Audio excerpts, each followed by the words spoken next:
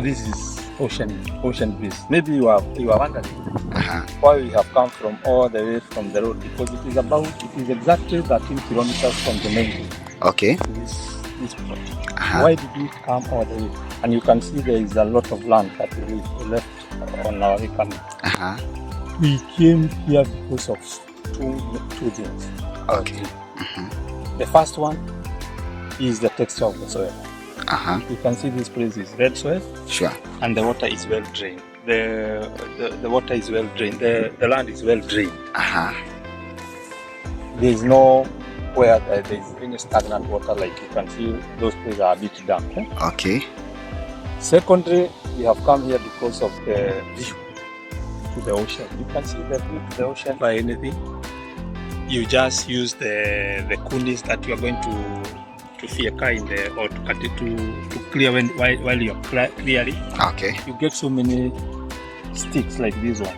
Okay. You're going to use them some defense in such a way that nothing can get inside. Okay. Then on top of that, you can add a saiso fence outside your shamba. Okay. Because of the view to the ocean. Right. You are selling the view, you are selling the breeze. Okay. You are selling the drain, the well-drained soil. And that is all when you are looking for land. This land is set for acquisition. Now this is the land that we are selling. Yes, the land itself. Yeah. 1 acre at 195. And it has got three roads. It touches 3 roads. Okay. This one, and another one. But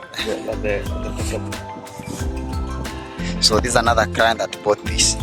Yes.